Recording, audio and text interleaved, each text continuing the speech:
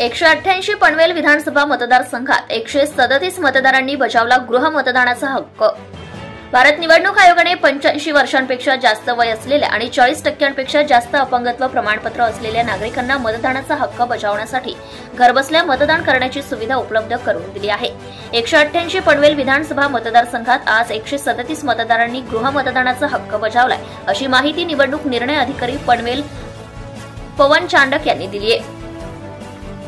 मतदारसंघातील रहिवासी 85 वर्षांपेक्षा जास्त वय असलेल्या 124 ज्येष्ठ नागरिकांनी 13 दिव्यांग मतदार यांनी घरबसल्या मतदान केंद्रावर मतदानाचा हक्क बजावला आहे।